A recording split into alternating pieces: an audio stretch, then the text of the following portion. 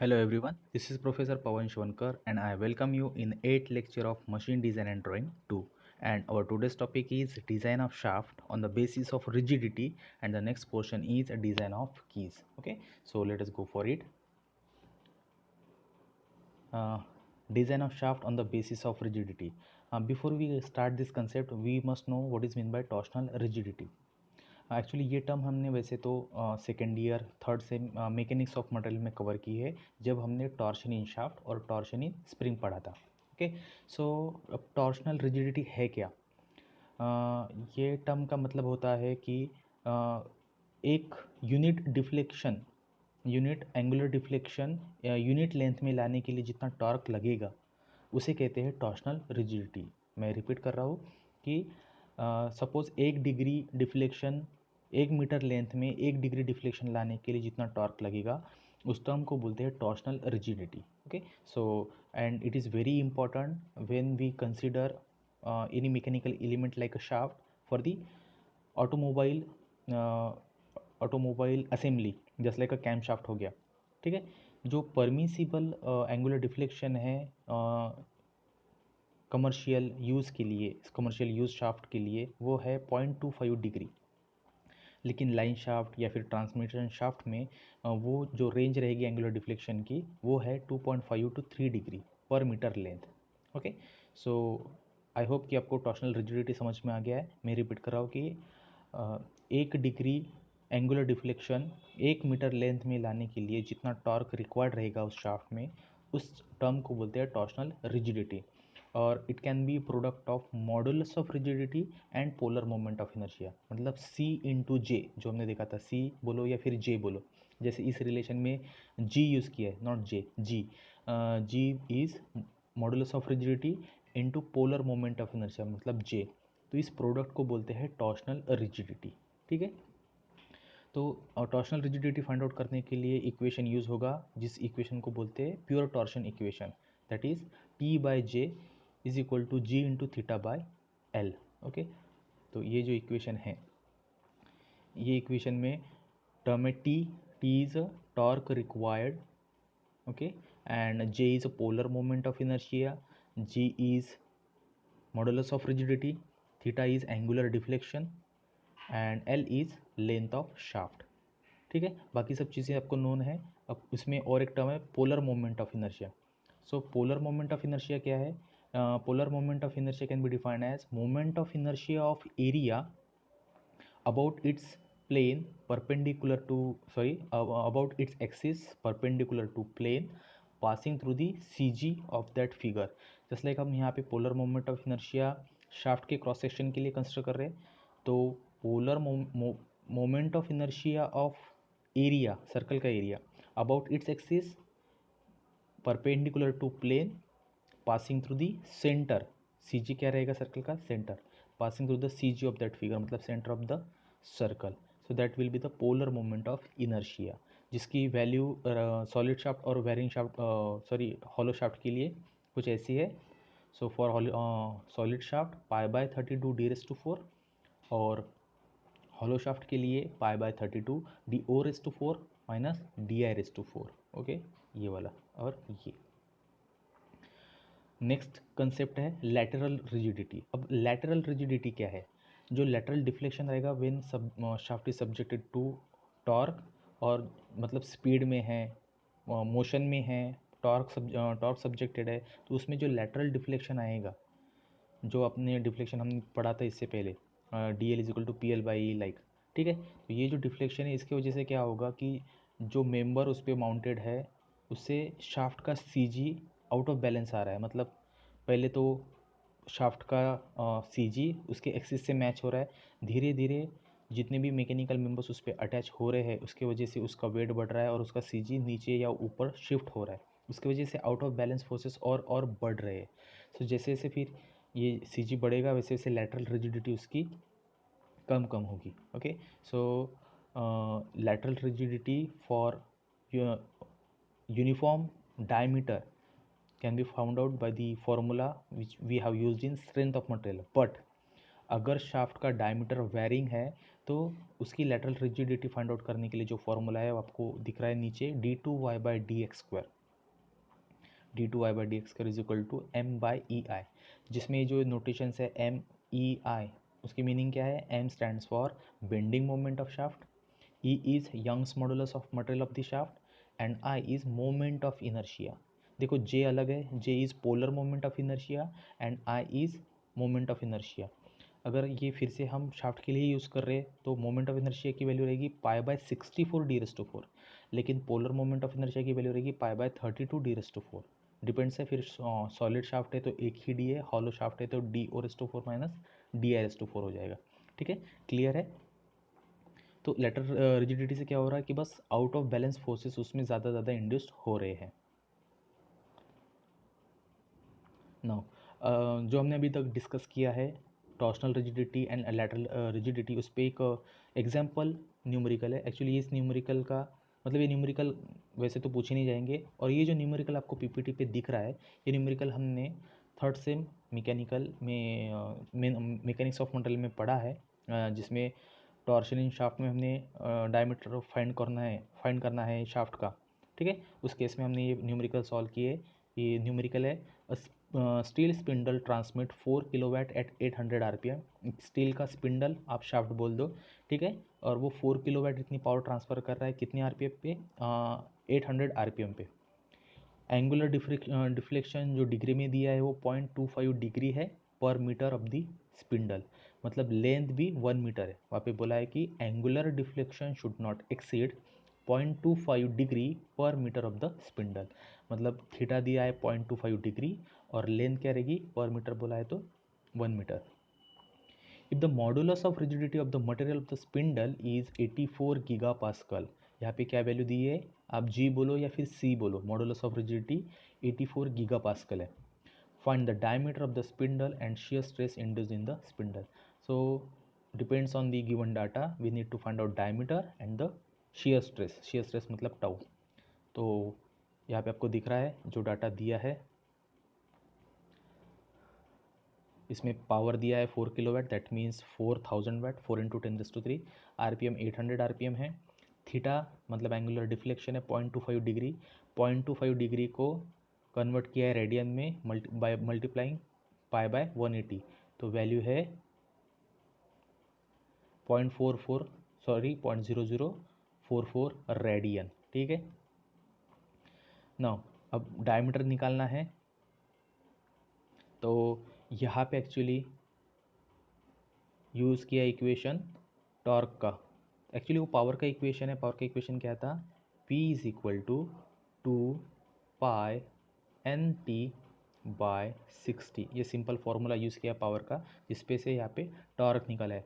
So torque can be P × 60/2π। तो सभी values यहाँ पे पुटअप की है और finally we got torque 47.74 newton metre. जब भी हम पावर का इक्वेशन यूज़ करके टॉर्क निकालते हैं तो हमें पता है कि वो जो टॉर्क आएगा वो रहेगा न्यूटन मीटर में, तो उसको न्यूटन एमएम में कन्वर्ट किया है सबसे पहले। देख सकते हैं आप यहाँ पे 4740 न्यूटन एमएम, मतलब 10⁻³ से मल्टीप्लाई किया गया है। ठीक है, तो ये हो गया टॉर्क आपका। उसके बाद में यहाँ पे जो प्योर टॉर्शन इक्वेशन है वो यूज़ किया है, torque by J polar moment of inertia is equal to G into theta by L या फिर C into theta by L. तो ये कौन सा इक्वेशन है? प्योर टॉर्शन इक्वेशन है। इक्वेशन यूज़ करके यहाँ पे आपको दिख रहा है सिर्फ और सिर्फ जैसे J equal to T into L by G into theta, मतलब पोलर मोमेंट ऑफ इनर्शिया की वैल्यू फाइंड आउट की है। तो पोलर मोमेंट ऑफ इनर्शिया के लिए यहाँ पे फॉर्मूला पुटअप किया है π/32 d⁻⁴। ओके, सो π/32 d⁻⁴ मतलब सॉलिड शाफ्ट है, और बाकी सभी चीज़ें, बाकी सब वैल्यूज़ आपके सामने दी है। सो यहाँ पे जो कुछ भी वैल्यू निकलेगी लास्ट में, मतलब एक ही अननोन है पूरे इक्वेशन में, तो आपको सीधा सीधा यहाँ पे डायमीटर मिल जाएगा। ओके, तो यहाँ पे डायमीटर आया है 33.87, यहाँ स्टैंडर्ड डायमीटर लिया है 35 mm। तो डायमीटर निकाल गया हमने। सबसे पहले पावर का इक्वेशन यूज़ किया, उस पे से टॉर्क निकाला, टॉर्क से हमने प्योर टॉर्शन इक्वेशन यूज़ किया, बाद में हमने डायमीटर निकाला 35 mm। उसके बाद में यहाँ पे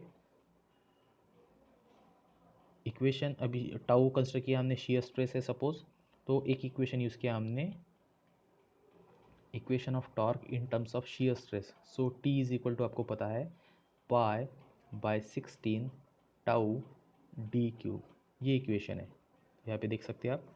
सो torque is equal to pi by 16 tau D cube, तो यहाँ से सीधा सीधा आपको टाउ मिल जाएगा। ओके, सो टाउ मिल गया हमें 5.67 Newton per M M square. सो Newton per M M square है तो वही हो गया मेगा पास्कल। जैसे यहाँ पे जो वैल्यू दी थी सी की, वो वैल्यू थी गीगा पास्कल, ठीक है। सो गीगा पास्कल है तो उसका conversion newton per M M square में हो जाएगा into 10⁻³ newton per M M square. अगर मेगा पास्कल है तो वही value newton per M M square. So next portion देखते हैं। ये हो गया आपका, एक्चुअली जस्ट एक एग्जाम्पल है, इसके न्यूमेरिकल वैसे नहीं आएगी क्योंकि इतना सिंपल न्यूमेरिकल नहीं आएगा। एग्जाम पॉइंट ऑफ व्यू हमें न्यूमेरिकल कौन से स्टडी करने हैं, combined effect of bending and twisting, twisting moment and bending moment जो कंबाइनली एक्ट होगा शाफ्ट पे, उसके बेसिस पे जो डायमीटर फाइंड आउट करना है। इसके पहले जितने भी हमने न्यूमेरिकल सॉल्व किए वो सब के सब इंपॉर्टेंट है as far as exam is concern. Okay, now the most important topic for the today's discussion is key. Key क्या है? की क्या है? एक मैकेनिकल एलिमेंट है, एक मेटल का पीस है जो यूज़ होगा शाफ्ट को और अदर एलिमेंट मतलब हो गया सपोज गियर, पुली, हब और बॉस, इन सबको शाफ्ट से कनेक्ट करने के लिए जो एक मीडिया है उसको बोलेंगे हम की। सो की क्या है? सीधा सीधा एक key is a piece of mild steel, mild steel material का एक सीधा सीधा एक पीस है, either may be rectangular, circular, किसी भी पर्टिकुलर साइज और शेप का। तो एक मेटल पीस है जो हम यूज़ करेंगे शाफ्ट को अदर एलिमेंट से, अदर मैकेनिकल एलिमेंट से कनेक्ट करने के लिए। So it is a piece of mild steel inserted between shaft or boss of the pulley to connect this together in order to prevent relative motion between them। तो मतलब वो temporary connection रहेगा, एक temporary fastening रहेगी जिसके वजह से shaft और अदर एलिमेंट कनेक्टेड रहेंगे। ओके, और अगर वो एक दूसरे से कनेक्टेड है बाय द मीडिया की, तो जैसे टॉर्क ट्रांसमिट हो रहा है शाफ्ट से गियर पे, गियर से अनदर जो उसकी मेशिंग में दूसरे गियर पे, या फिर पुली से बेल्ट पे और बेल्ट से दूसरे पुली पे, तो शाफ्ट और पुली एक दूसरे से की वजह से कनेक्टेड है, इसलिए फिर की में कुछ अलग अलग स्ट्रेसेस जनरेट होगी, like crushing and shearing stresses. ठीक है, तो ये इंपॉर्टेंट पार्ट है कि अगर की उसमें इंसर्टेड है और की वजह से दो एलिमेंट कनेक्टेड है तो की में crushing and shearing stresses induced होंगे। ओके, सेकंड पॉइंट है कि कीवे इज अ स्लॉट और रिसेस इन अ शाफ्ट और hub of the pulley to accommodate key. That means जैसे हमने की देखा कि it is a piece of mild steel, वैसे ही की वे क्या है, की वे की जगह कि जहाँ पे अब उसको इंसर्ट करना है, तो ये क्या, एक स्लॉट, एक रिसेस, एक पैसेज है जहाँ उस पैसेज में हमें इस की को इंसर्ट करना है। तो ऑब्वियसली कि जैसा मोल्ड रहेगा, जैसे कैविटी रहेगी, वैसा ही पीस हम उसमें इंसर्ट करेंगे। ठीक है, सो आइडेंटिकली उसका शेप रहेगा की के हिसाब से। तो नीचे आप जैसे दिख रहे कि types of keys, there are many types of keys, sunk, saddle, tangent, round and splines. तो इतने सारे टाइप्स हमें डिस्कस करने हैं। So before we discuss, let us see the images of different types of keys for the shaft. इसमें आपको दिख रहा है कि स्क्वायर है, फ्लैट है, डॉवेल है, फीदर है, would rough, give head and taper. तो जितने हमने जो नाम देखे थे इससे पहले, इसी मतलब sunk, saddle, tangent, round and spline, इसमें से कुछ एक पर्टिकुलर टाइप के सब टाइप्स है ये सब कुछ। तो स्क्वायर की है, जैसे स्क्वायर और फ्लैट ये दोनों संक की टाइप के टाइप्स है, बाद में हम डिस्कस करेंगे। लेकिन एक्चुअली की का साइज शेप कैसा रहता है, दिखती कैसी है, वो दिखाने के लिए मैंने ये पर्टिकुलरली इमेज इंसर्ट की है।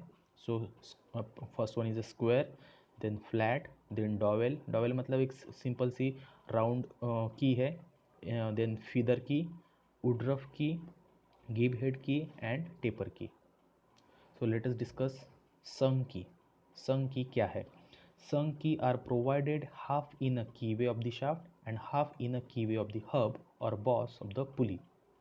Sunk key are of the following types.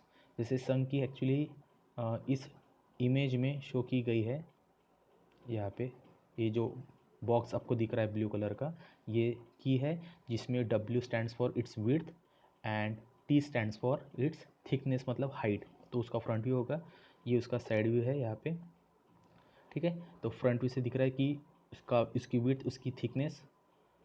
तो एक सीधा सीधा सिंपल सा एक रेक्टेंगुलर स्ट्रक्चर है, प्लेन स्ट्रिप है, लेकिन उस स्ट्रिप को साइड व्यू से अगर देखेंगे तो वहाँ पे वो टेपर्ड है, मतलब उसका फर्स्ट एंड हाइटेड है और जो बैक एंड है, लोअर एंड है, वो थोड़ा सा उसकी हाइट कम है। उसका टेपर रेशियो भी दिया है 1:100, मतलब अगर उसकी लेंथ 100 है तो उसकी हाइट 1:1 रहेगी सपोज, ठीक है। सो ये हो गया आपका संघ की। So first of all rectangular sunk की जिसकी डायग्राम दी है, उसका स्टैंडर्ड प्रोपोर्शन है यहाँ पे, where width is d/4 and thickness is 2 into width by 3। Okay, तो ये स्टैंडर्ड प्रोपोर्शन है लीनियर, उसके जो लीनियर डायमेंशन है उसका। तो विड्थ आपको दिख रहे हैं कि अब ये विड्थ है और ये थिकनेस है नीचे। So thickness comes out to be d/6। तो अगर आपकी विड्थ है d/4 और आपको थिकनेस निकालनी है, थिकनेस क्या है उसकी 2 into width by 3, ऐसा कुछ दिया है। सो फिर क्या हो जाएगा 2, थिकनेस इज 2 इंटू W क्या था, W था आपका विड्थ क्या थी d/4 थी, और डिवाइड बाय 3, सो 1/3 कर दिया मैंने यहाँ पे। सो 2 4 गया 2 से, सो ऊपर क्या बचा D और नीचे क्या बचा 2 into 3 6। तो ये आपका थिकनेस है। तो ये स्टैंडर्ड प्रोपोर्शन है। विड्थ अगर d/4 है तो थिकनेस d/6 रहेगी, वेयर d क्या है, जिस शाफ्ट के लिए आप की डिज़ाइन कर रहे हो उस शाफ्ट का डायमीटर है, ठीक है, d। तो this is all about the rectangular sunk की। नेक्स्ट इज स्क्वायर संघ की। स्क्वायर संघ क्या है, the only difference between rectangular sunk key and square sunk key is that its width and thickness are equal. मतलब जो rectangular की में आपने देखा था कि यहाँ पे रिलेशन है d/4 एंड d/6, तो यहाँ पे W और T दोनों की वैल्यूज़ एक ही रहेगी। ओके, दोनों की वैल्यूज़ एक ही रहेगी। ये W is equal to T is equal to d/4, मतलब स्क्वायर है सीधा सीधा, W थिकनेस और विड्थ उसकी सेम है। That is the only difference. बाकी वो टेपर भी वही रहेगा, 1:100 ही रहेगा, सभी चीज़ें सेम रहेगी। नेक्स्ट है आपका टाइप पैरेलल संघ की। जितने भी हमने ए से स्टार्ट किए थे संघ की टाइप्स है, रेक्टेंगुलर संघ की, स्क्वायर संघ की, पैरेलल संघ की, गिव हेड की, और एक टाइप है फिदर की। तो ये सब के सब संघ की के टाइप्स है। सो हम पढ़ रहे हैं पैरेलल संघ की। अब पैरेलल संघ की क्या है, पैरेलल संघ की में बी अगेन रेक्टेंगुलर और square section, uniform in width and thickness through out. तो ये हो पैरेलल संघ की क्या है, या इधर रेक्टेंगुलर संघ की है सीधी सीधी, या फिर स्क्वायर संघ की है। लेकिन डिफरेंस क्या है फिर, why it is a parallel, because it is a taperless. यहाँ पे देखो कि जो 1:100 का आपने रेशियो का जो आपने टेपर देखा था, इसमें वो टेपर नहीं रहेगा। ओके, वो टेपरलेस रहेगी, मतलब प्लेन रहेगी, अपर और बॉटम एज और टॉप एज उसकी दोनों के दोनों प्लेन ही रहेगी।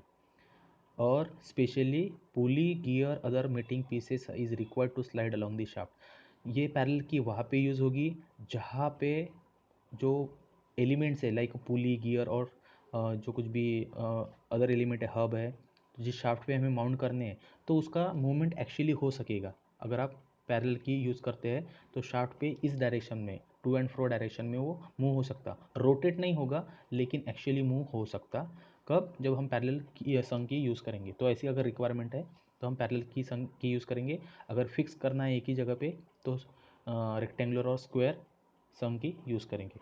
नेक्स्ट है आपका गिव हेड की। अब गिव हेड की क्या है, तो अगेन आपको डायग्राम में इमेज में शो हो रहा है कि एक ऐसा पोर्शन या फिर ये ऐसा वाला पोर्शन, ये जो पोर्शन आपको दिख रहा है, एक हेड आपको दिख रहा है गिव, जिसको गिव हेड बोला है, वो गिव हेड प्रोवाइडेड है रेक्टेंगुलर और स्क्वायर संघ की को।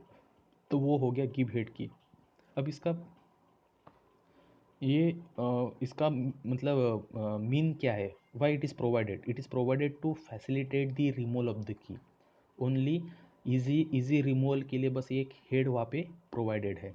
बाकी उसके जो प्रोपोर्शन डायमेंशन प्रोपोर्शन है वो सेम है, उसकी विड्थ d/4 ही है और उसका जो थिकनेस है 2 इंटू विड्थ बाय 3 ही है।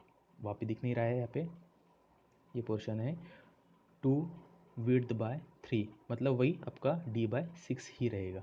ओके, बस बाकी जो गिब हेड रहेगा स्पेशली उसके जो डायमेंशन आपको यहाँ पे दिख रहे हैं, ये सब के सब उसके थिकनेस के रिलेशन में है। उसकी कंप्लीट हाइट 1.75 टाइम्स थिकनेस, उसकी थिकनेस ये शो की है यहाँ पे, और ये इसकी विड्थ है। अगेन ये जो हेड है उसका जो साइड लेंथ है उसकी, बस हेड की, वो है 1.5 टाइम्स थिकनेस। ओके, तो अगेन गिब हेड में बी अ रेक्टेंगुलर और स्क्वायर संग की, लेकिन बस यहाँ पे एक्स्ट्रा पार्ट क्या है कि ये जो हेड है वो प्रोवाइड किया गया है। Okay, and the last portion is feather की, मतलब लास्ट टाइप ऑफ संग की इज फीदर की। अब फीदर की क्या है, जैसे आप डायग्राम में देख रहे हो ये पोर्शन जहाँ पे जो हब रहेगा या फिर शाफ्ट रहेगा, किसी एक मेंबर को वो अटैच रहेगा ऑलरेडी, और दूसरे शाफ्ट को अटैच करने के लिए, हब से शाफ्ट को अटैच करने के लिए, सपोज अगर फीदर की हब को ऑलरेडी कनेक्टेड है, तो शाफ्ट को कनेक्ट करने के लिए यहाँ पे जैसे आपको दिख रहा है स्क्रू कनेक्ट किए है, स्क्रू उसमें इंसर्ट किए है, शाफ्ट में इंसर्ट हो चुकी है लाइक, ठीक है। तो एक एलिमेंट को ऑलरेडी वो कनेक्टेड रहेगा, और दूसरे एलिमेंट को कनेक्ट करने के लिए आइदर स्क्रू या फिर जो गिव हेड रहेगा जस्ट लाइक दिस, वो उससे कनेक्टेड रहेगी। Okay, so key attach to one member of pair which permits relative axial movement. अब रिलेटिव एक्सियल मूवमेंट हो सकता, मतलब क्या है कि ये जो आपका हब रहेगा वो एक्चुअली मूव हो सकता लाइक दिस, रोटेट नहीं होगा लेकिन एक्चुअली मूव हो सकता। So it is a special type of parallel key which transmits turning moment and also permits axial movement। तो axial movement हो सकता टू एंड फ्रो, लेकिन रोटेट नहीं हो सकता। टॉर्क, क्योंकि टॉर्क हमें ट्रांसमिट करना है। Okay, and it is fasten either to shaft और हब। तो जो दो फिगर है ए एंड बी, तो ए में हमने स्क्रू से उसको कनेक्ट किया है हब को शाफ्ट से, और बी में वो गिब हेड यूज़ किया है। These are the gibs head. Okay, so and the various proportion of feather key are same as that of rectangular song key और give head key। तो feather key जैसे हमने diagram में देखा था इधर, तो ये है आपके यहाँ पे feather key। बस यहाँ पे ये जो पोर्शन रहेगा, यहाँ पे कर्व पोर्शन रहेगा, उसमें कोई कॉर्नर एजेस नहीं रहेंगे एज कम्पेयर टू स्क्वायर और रेक्टेंगुलर की। ठीक है, सो यहाँ पे हम उठते हैं, बाकी हम नेक्स्ट लेक्चर में डिस्कस करेंगे। Thank you.